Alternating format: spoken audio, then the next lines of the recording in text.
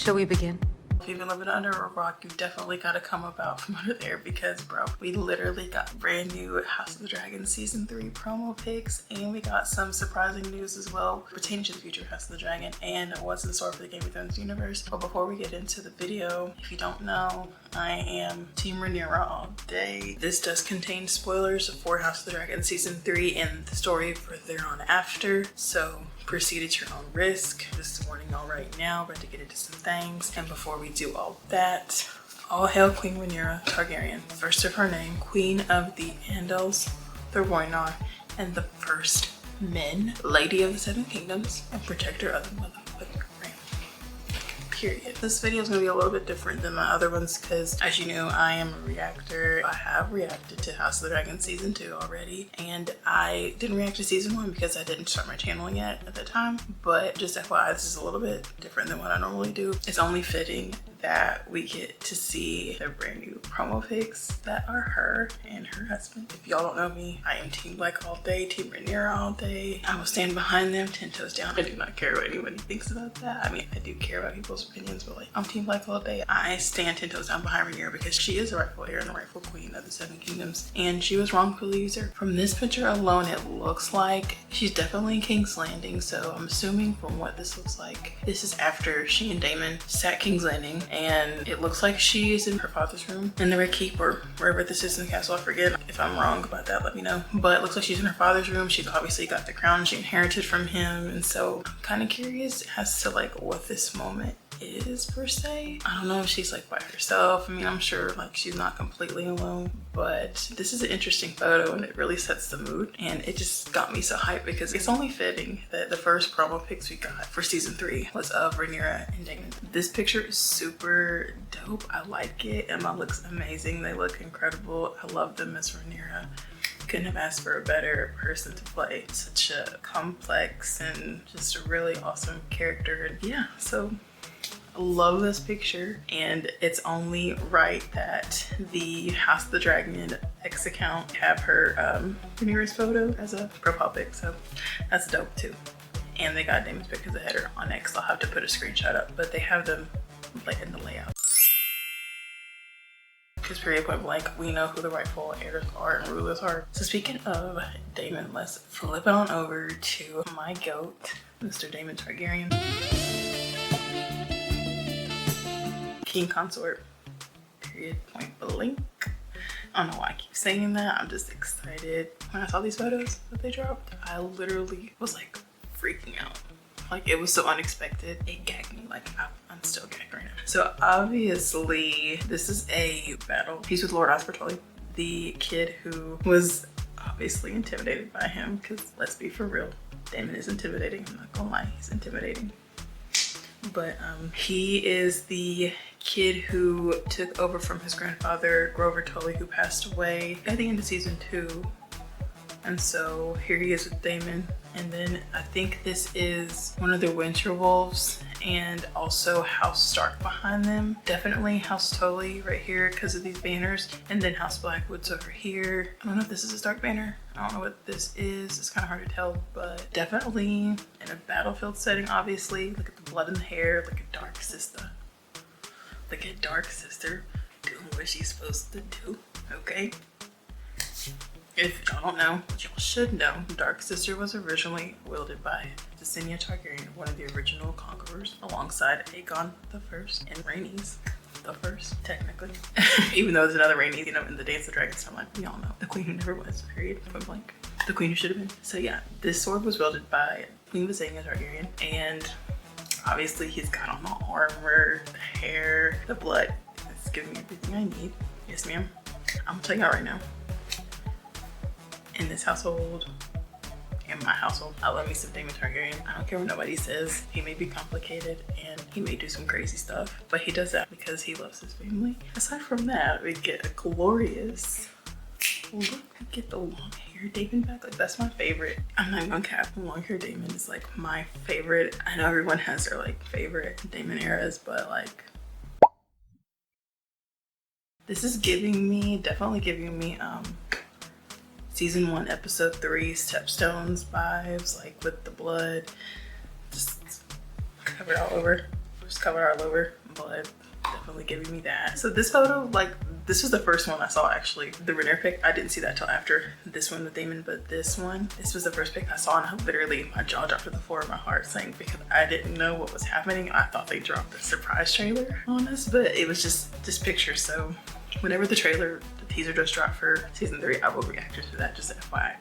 But yeah, y'all, this literally gagged me. Like, I was completely shook. I was in the middle of working, and then I got the notification from Westeros, and I was like, oh my God, I was literally freaking out. But yeah, this picture was the first one I saw, and like, it's only fitting, like I said, that they dropped Rhaenyra and Daemon pictures for their first official like look into season 3, because like it's only fitting. Like, for those who like aren't into the lore and know much more about it, Daemon and Rhaenyra's characters are so important, because after Rhaenyra and Daemon get off to the Dance of Dragons, post-era, their children, their 2 boys, they continue on the Targaryen line, and we all know who is the last Targaryen alive at the time of Game of Thrones. The one and only Queen Daenerys, the goat, the mother of dragons, the breaker of chains, the Khaleesi of the great grass sea, the unburnt, the mother of freaking dragons, the queen, Queen Daenerys Targaryen, first of her name. She is a Daemon and Rhaenyra's like 6th or 7th great granddaughter, 6th or 7th granddaughter removed. I have to look that up. If I'm wrong, correct me. But Daenerys is a direct descendant of Rhaenyra and Daemon. So they're absolutely vital in the story of the Dance of Dragons and in history overall, because if you think about it, it's kind of crazy. Like, this whole war starting all because Rhaenyra is a woman and like her father named her the heir. It's just complete insanity. And with Rhaenyra's death at the end of the dance, it like brought on the death of dragons, unfortunately. And it's only fitting that Daenerys, after her brother died, after Khal Drogo died, and after her son was killed by that witch in the main Game of Thrones story and show, it's only fitting that Daenerys rebirths dragons into the world. I have my issues with season 2. Don't get me wrong, I enjoyed it for what it was, but the main thing that really got me about season 2 is the fact that they referenced Daenerys, and they got me emotional. If you want to check out the reaction to that, I'll put a link somewhere in the video. But yeah, like, Rhaenyra and Daemon are so important to the story, and I feel like that's not appreciated enough. And it may very well be on other parts of the internet, but in my world, in my point of view, I believe it's not appreciated enough, and I feel like it definitely should be. They're the reason why we have Daenerys rebirthing dragons back into the world, and it was just such a dope moment to see her character. Even though it wasn't Emilia Clarke, it was really dope to see. Even like her silhouette was like on point. Like, that literally gagged me. I was crying. I literally was crying like when that moment happened, because it was just so overwhelming and like a culmination of, I don't know, just a culmination of like a lot of emotions, because I love this world, the Song of Ice and Fire, and I resonate with Daenerys as a character. So it really was just incredible to see that portrayed in House of the Dragon. So moving on from the photos, there are a lot of major events in the Dance of the Dragons, and season 2, if I'm not mistaken, the end of season 2 was supposed to be technically where the Battle of the Gullet happened, but I think because of the writer's strike or whatever, season 2 got cut down from 10 episodes to 8, and season 3 is literally gonna start off with a literal bang. Like, not even being funny, like, it's gonna start off with a literal bang. Battle of the Gullet is arguably, if not the most bloodiest naval battle like in Westeros history. It's like the most like bloodiest battle ever. And in that battle, we lose some key characters. Mainly, we lose baby boy Jace, Rhaenyra's beloved firstborn son, and we lose his dragon, Vermax. And I already know I'm gonna be crying. I already know I'm gonna be emotional, because I have an animal, and dragons are technically animals, and animals make me emotional, and I connect and resonate with that. Seeing the dragons like fight each other, and just seeing the dragons get mauled and eliminated just really like hurts my heart and my soul. And I'm not prepared for that, so I'm trying to like mentally prepare for that, but that battle is going to be absolutely insane. It's going to be completely insane. The Battle of the Gullet, definitely one of my biggest predictions that I know that we're definitely going to get and we're going to see. And that also is important because Aegon III and Viserys II get caught up in all that as well in the midst of the chaos. So it's one key thing that I think we're going to be getting. Another thing I think we're going to definitely see is the fall / the sacking of King's Landing. Like I said earlier, that picture of Rhaenyra, I definitely believe that it takes place after they've sack the city and take King's Landing from the Greens while Aemon and them were gone, preoccupied with other stuff. I think another event we're definitely going to get to see is the storming of the Dragon Pit, which it definitely ties into a lot of the major character fates. Depending on how book accurate the show decides to be, it's going to be interesting to see how that plays out, but that's definitely something I feel like they could possibly show in this season. And another battle that I believe this is speculated that they're going to possibly do, or it's been widely speculated, the first battle of Templeton, which does include betrayals and shifting alliances and just, yeah, a lot of mess, because the Dance of Dragons is a big fat hot greedy mess. It's just a mess, honey, it's a mess. And this is where the political tensions kind of like turn more into tragedy that unfolds like in real time, and it's just like really devastating. The Dance of the Dragons overall, it's just a very devastating story. The most devastating part, and honestly the saddest part for me, is the fact that the dragons, they suffer the most from this because they are literally extinct, all because a woman was named heir to the Iron Throne, the first woman ever in its history.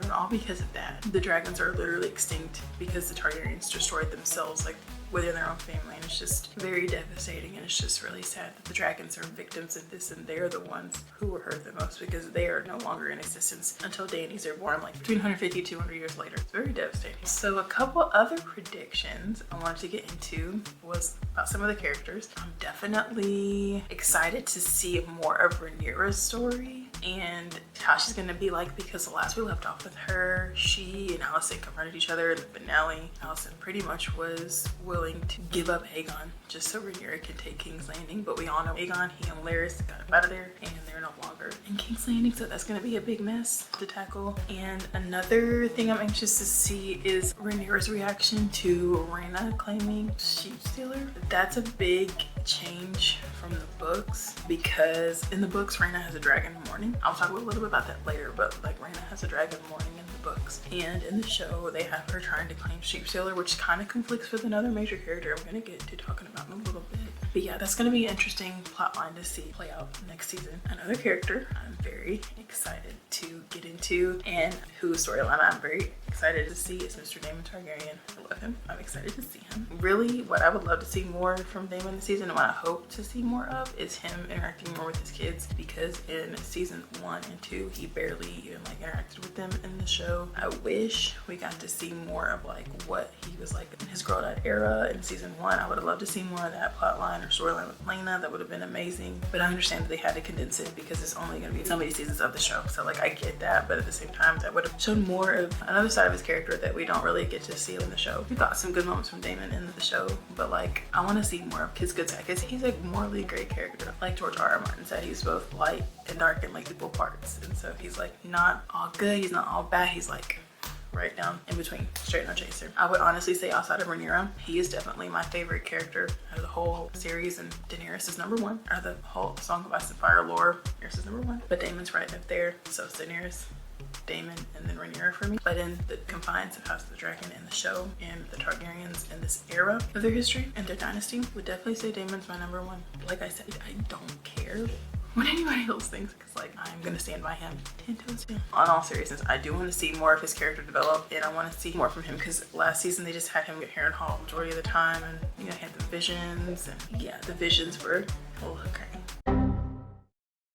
It would be really cool to see a different side of him, especially after he had that vision that he had that brought everything together, rededicating himself to Rhaenyra. It'd be really cool to see like a softer side, a different side to Daemon than we normally get to see, and that would definitely be a cool dynamic with him and his children. Another character that we have not seen as of yet that I am really anxious to see is Miss Nettles. It kind of annoys me a little bit. Well, it annoys me a lot actually. It's very problematic that she's been omitted from the show thus far. She in the books claims Sheepstealer, but in the show they've got Rhaena trying to claim Sheepstealer, and I think what they're doing is merging their storylines, and it's very conflicting. I'll get into more of that a little bit later, but like that's very problematic, and a lot of people are upset by Nettles being omitted from the show. I am one of those people, because I would have loved to see her character, and she plays a really important role in Daemon's arc in the books. What they decide to do, if they decide to bring her on, I don't know. I feel like it's a little bit late for that, but they have not shown us the Cannibal, Grey Ghost, nor the Dragon Mourning. And I'm also going to get into some more of the Sheepstealer problem. There is speculation that we may get to see the Cannibal and Grey Ghost. I thought they were going to show them last season, but they did not. They did show Sheepstealer last season. There is speculation we may get to see Grey Ghost and the Cannibal. They're like two of the most mysterious dragons in the Targaryen history, and apparently they, correct me if I'm wrong, but I believe that those dragons were already inhabited on Dragonstone at the Dragonmont before like the Targaryens settled there. It'll be interesting to see if they bring on those dragons in the show. Mourning's another dragon that I'm hoping that we get to see because it's really interesting, especially with what they're trying to do with Rhaena and the whole like Sheepstealer scenario they got going on. Like I said, Nettles, she was originally the dragon seed who claimed the Sheepstealer. And in the book, Rhaena does not ride a dragon. Mourning is like one of her hatchlings that was born after the war.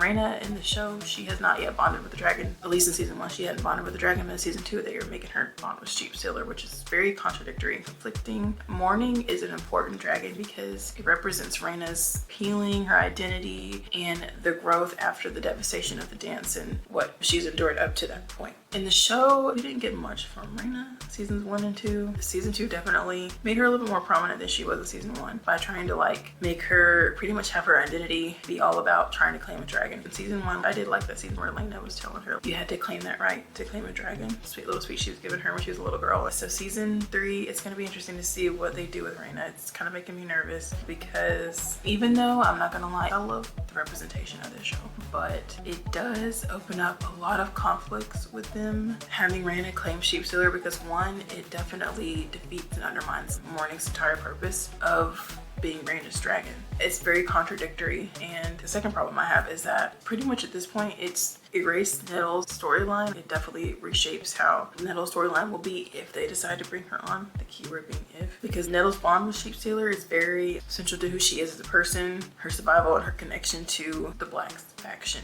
and the Dance of the Dragons. From what it looks like, if they end up giving Rhaena Sheepstealer, Nettles either becomes unnecessary, gets rewritten completely, or gets reduced to a cameo with like little to no impact. And the third thing, which I feel like is most important and contradictory, is the fact that this definitely affects Daemon's arc in the book. Daemon's relationship with Nettles is one of the most defining parts of who he is as a character and his role in the story. No matter the interpretation, it's definitely a major pivot point for him, and it ultimately influences his decisions and the circumstances that lead up to his final moments before that battle.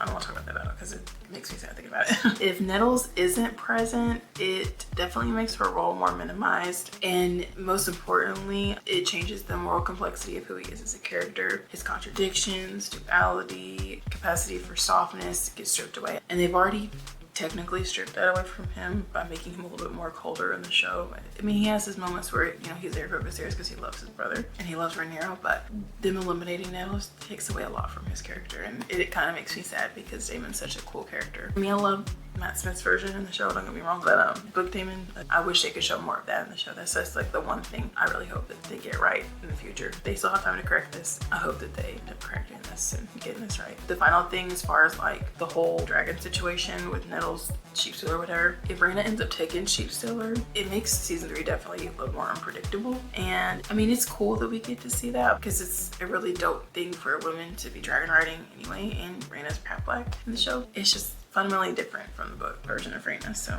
we'll have to just see how it plays out ultimately and determine our opinions from there. Another thing I'm interested to see as far as character wise is how they're going to handle Alice Rivers going forward, because we all know, like in the book, Alice, she's like a witch of Harrenhal is what they say, and she ends up being with Aemond. I wonder if she's gonna treat Aemond like how she made Daemon have those crazy visions. That'd be really interesting to see. Another character I'm interested to see the plot line of is definitely Miss Helena, because she is the only person on Team Green that I genuinely feel sorry for, because she is completely innocent and just thrown into the mess, and I love Helena as a character. Alicent, no ma'am.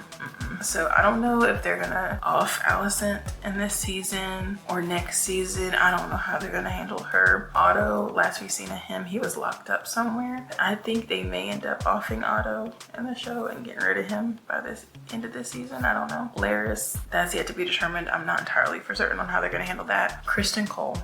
He's gotta go. He's gotta go. I think Kristen Cole's gonna be kaput's this season. He's gonna be donezo. Yeah, he's gonna be donezo. Kristen Cole gotta go. He gotta go. Yeah, he's definitely done. I can't stand him.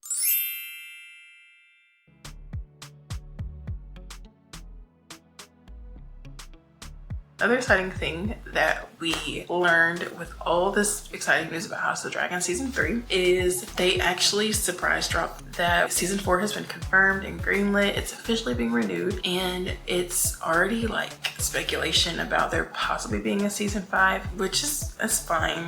I'm not gonna lie, I would be seated for it simply for the actors, but on the other side of it, it kind of makes me give them the side eye because like, what was the point of rushing through season 1 just to get to the point where we left off in season 2, and then season 2 was cut down to 8 episodes? Like, what was the point of that happening? Because technically season 1 didn't really have to be rushed because we lost like a lot of storyline with, you know, Rhaenyra and Harwin, Lena, Damon, all that. We didn't get to see none of that. Even though it was really, really great, season 1 was awesome. It was rushed story-wise and character-wise. I would be seated for season 5, I'm not gonna lie. Because like I said, I'm here for the actors.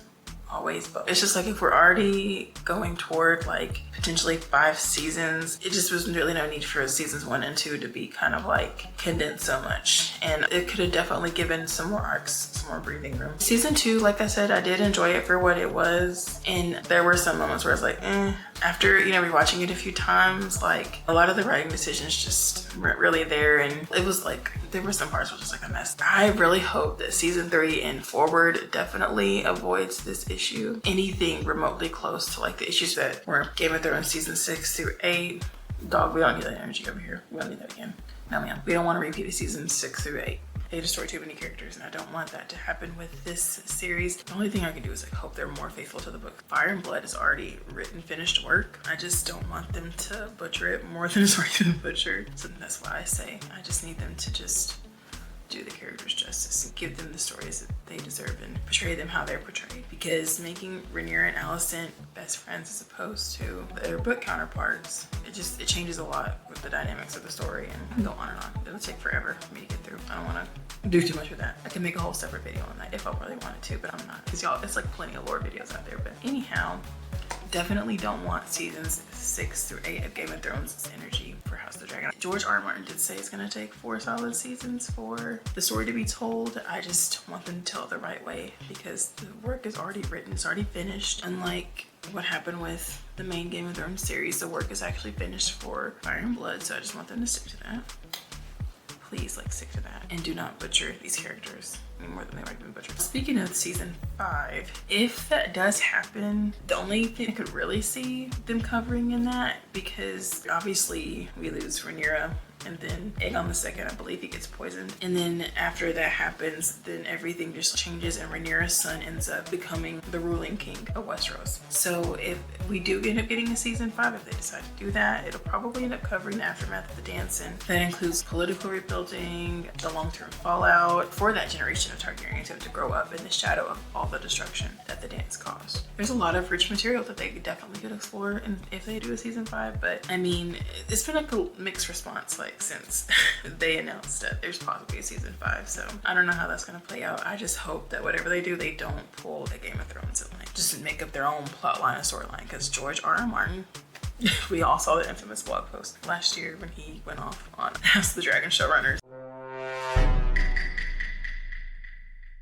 We don't need a repeat of writers making up their own plot lines because it's not your work. It's originally written work, and even though you're a showrunner and a writer, you need to honor and respect the original work, period, point blank. Like, I'm so serious when I say that. Like, it pisses me off that George R. R. Martin is constantly disrespected. I mean, I get it. I know that the Game of Thrones franchise is under HBO Warner Brothers, but I mean, it's George R. R. Martin's written work. Like, it's his work. And I would be upset too if I worked so hard to build this world out and then it just gets turned into something that's not what it's originally meant to be. That would be frustrating for me. In other news, we also got some more exciting news at the same time that they released the promo pics for season 3. There is going to be an expansion of the Game of Thrones universe from 2026 to 2028, which means that in consecutive years, we're going to be getting Night of the Seven Kingdoms season 1 in January, and then House of the Dragon season 3 in summer 2026 next year. And then 2027, we're going to be getting Night of the Seven Kingdoms season 2, and then 2028, we're gonna get House of the Dragon season 4. For the next 3 to 4 years, it's gonna be filled with nothing but Targaryens,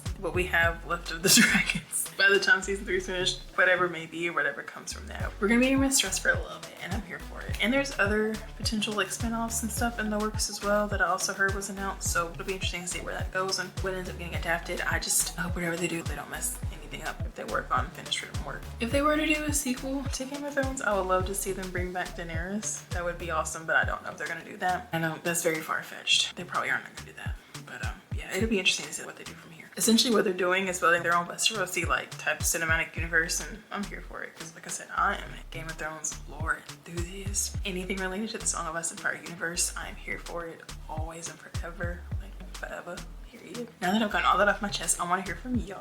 What are you guys most excited to see in season 3 of House of the Dragon? What are you most looking forward to, and what are your biggest predictions? If you have any, let me know in the comments below. Definitely tell me like what storyline or character arc are you just dying to see, and what are y'all most excited for? And how do you feel about the Game of Thrones universe expanding, and Night of the Seven Kingdoms, anything related to that? What are you all most excited to see? Definitely drop your thoughts. Let me know what y'all think, because this upcoming season of House of the Dragon is definitely shaping up to be completely insane. Like peak insanity, tragedy, mess, fire and blood. House words of House Targaryen. Literally, it's gonna be complete insanity. And I'm gonna be here for all of it, and I know y'all are too. But anyhow, thank y'all so much for checking out this video. Like I said, let me know what y'all think about all this exciting news and what's gonna be going on in House of the Dragon in season 3. And as always, I appreciate your support, and definitely make sure to cut on the notifications so you don't miss out on when I react to House of the Dragon and A Night of the Seven Kingdoms and other exciting stuff in the future. I love y'all to the moon and back, and I hope that y'all have an amazing rest of your day, and I'm gonna catch y'all on the next one. Peace.